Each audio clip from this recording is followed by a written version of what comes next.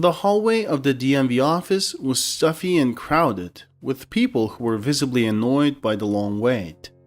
The air conditioner in the office wasn't working properly, and they were all suffering from a lack of fresh air and fanning themselves with hats and folders. A young security guard was serving the crowd with a disinterested expression, noting that the people in the room seemed as though they had been there for years. The same seniors, migrants in dirty work clothes, and nervous young mothers with crying children were all present, their faces tired and worn. The hallway of the DMV in this average town was not particularly interesting, but the security guard's attention was drawn to the tall, broad-shouldered figure of an older man in worn clothes. The man in the faded blue jacket stood out among the crowd. Though his jacket was similar in style to those worn by soldiers, he did not have the polished and well-groomed appearance of a Navy warrior. Instead, he had an unkempt and almost scary look. Half of his face was covered by a large burn scar, and his hands, which he kept hidden in his pockets, were similarly disfigured. He towered over the other people in the hallway, looking out of place and anxious. He kept glancing at his watch, aware that the DMV office was closing for lunch soon. The security guard had a grin on his face as he said to the man, "Looks like you won't make it to your appointment today, old man. Lucy and Denise will not be sticking around any longer." Lucy and Denise were middle-aged women who worked at the DMV, and they were tired of dealing with the long lines of hopeful visitors. They had become arrogant and only seemed to care if the visitors brought them money or expensive gifts. There were also a new employee working in the office. The young clerk, Jennifer, was different from her colleagues Lucy and Denise. She was a recent graduate of an orphanage. She had no significant wealth and did not accept bribes.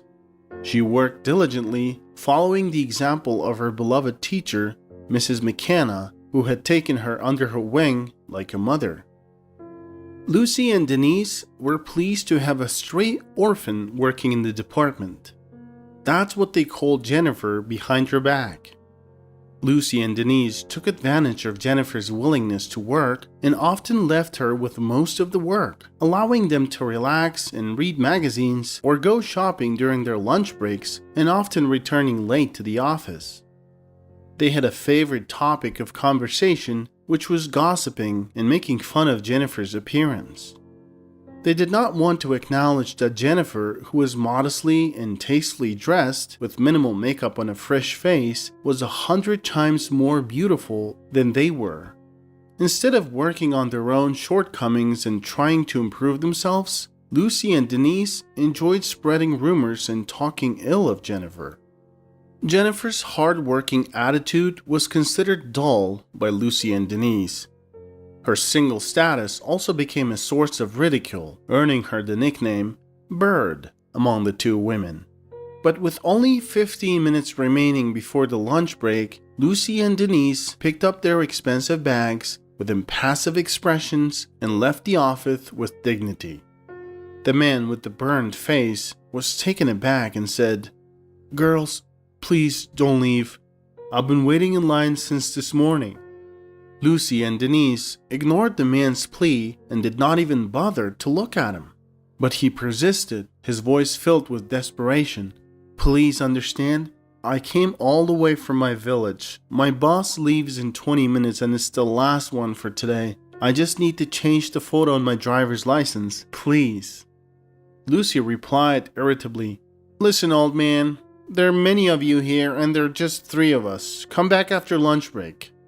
The man pleaded further, "Please, I can't come back after lunch. My mother is waiting at home. She has a sick heart, you must understand." The man tried to plead with the angry DMV clerks, but they didn't listen to him. Denise's face twisted with disgust as she shouted, "Guards, get this bum out of here immediately." The security guard, who had been dozing off, quickly woke up and followed Denise's orders. He pushed the man out of the room without thinking twice. He was scared of losing his job. He didn't want to disappoint his wife, who would leave him if he lost his job. The guard pushed the man out the door and locked it with a key. When Jennifer heard the commotion, she ran out to see what was happening. She went outside to catch up with the man, but Lucy stopped her with a sneer on her face. "If you help every customer like that, you'll never have enough time to finish all the work. One person helping everyone else will just slow everyone down." But Jennifer ignored them and called out to the man. He turned to her with hopeful eyes. When Jennifer saw the burn scar on his face, she hesitated but quickly composed herself and said, "Please come back to the office. I will take care of everything and you'll make it in time for your bus." As Jennifer worked on the man's paperwork, he sat hunched over in a chair, staring blankly at one spot. He muttered, "Is there really no justice in this world? What for? What for I risked my life for them?" Jennifer handed the completed document to the man, who was still visibly upset. "Here you go, please," Jennifer said as she handed the document to him. "And please, I'm sorry for what my colleagues said. Their work is stressful and they're burnt out. Unfortunately, this is what happens to people at the office sometimes." The man with the burned scars thanked Jennifer and wished her happiness before leaving the office. An hour later, Lucy and Denise came back from their lunch break and were met with angry glares from the people waiting in line. Someone in the crowd said, "Insolent. No words. The girl is working alone while they just walk around." The anger of the people was echoed by others. "No, we can't let this go. We should file a complaint." Someone sighed sadly. "What good will it do? They'll just get fired and replaced by others. It's better to just give them money and let them choke on it." The day continued as normal. In the evening, Lucy and Denise laughed and mocked Jennifer. "We have never seen such a fool, and you will be the first one. That man lied to you and got help out of pity, and you got tricked." But the girl didn't pay attention to her colleagues' words. She quickly went home where her beloved cat was waiting for her. Felix probably got bored and tore the wallpaper again, Jennifer thought with a smile, happily tapping her heels on the pavement. A few days later, the authorities paid a visit to the DMV. The guard perked up when he saw the city mayor, Mr. Reckenzone, getting out of his expensive SUV with his entourage. Mitchell Reckenzone confidently marched down the narrow corridor and firmly grasped the door handle. When he heard, "Busy, no need to roam around without a call," he flung the door open to the office. Lucy and Denise were frozen in place, unable to speak. Their coffee mugs trembled in their ringed hands. Jennifer looked on with interest as the formidable boss exclaimed, "What kind of nonsense is going on here?" The mayor continued, "The other day an honorable resident of our city and war hero, Chris Dober, came here, and you humiliated him." Lucy and Denise tried to defend themselves, batting their eyelashes, but the mayor didn't even want to listen. It turns out that the hero missed the bus after all. Desperate, he decided to walk with the hope of catching a ride. An expensive SUV stopped in front of Chris. The driver was the mayor himself, who recognized the honorable citizen and felt it was his duty to take him to his destination.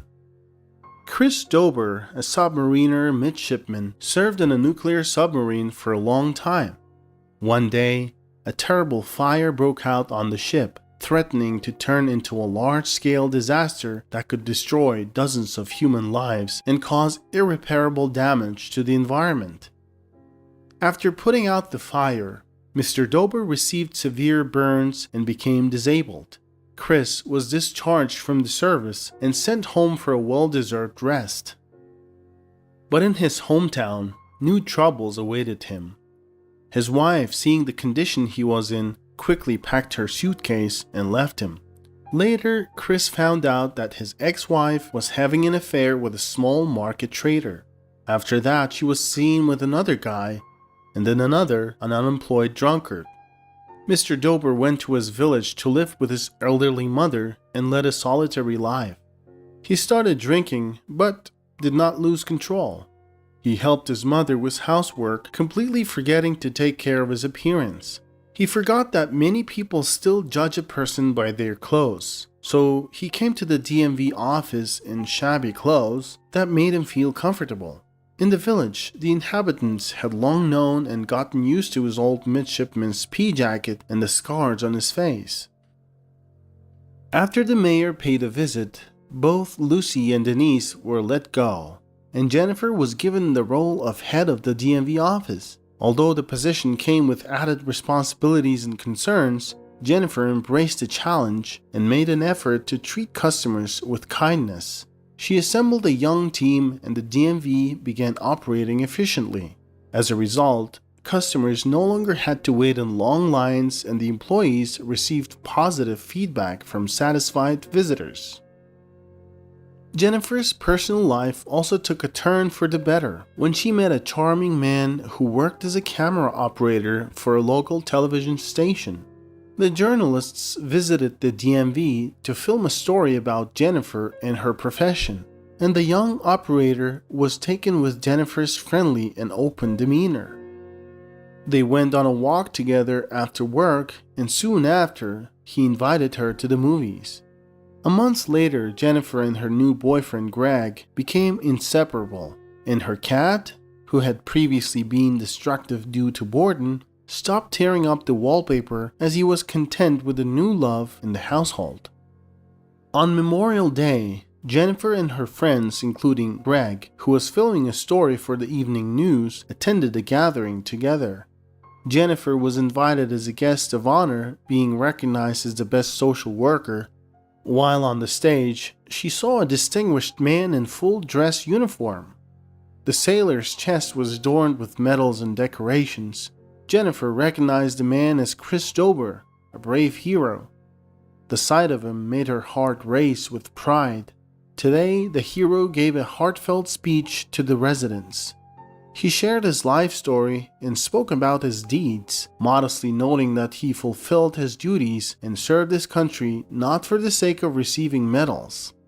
"The most important thing is to be human.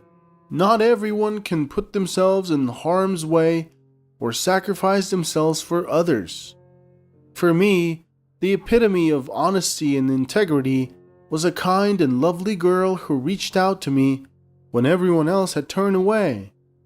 As Jennifer heard her name being called, she saw the hero extending an invitation for her to come up to the podium.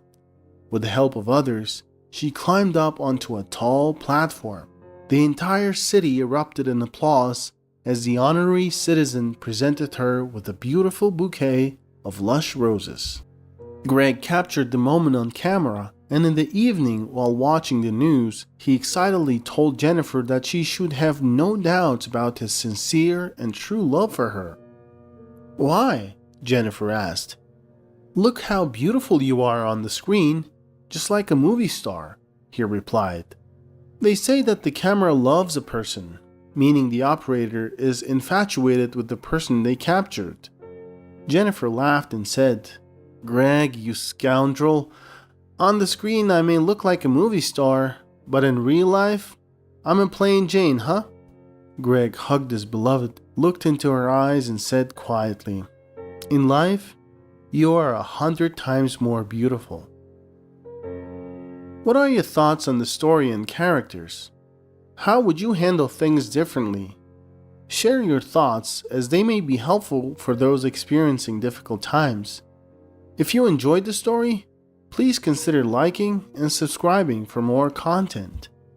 Click the notification bell button. Thank you, and we'll see you soon.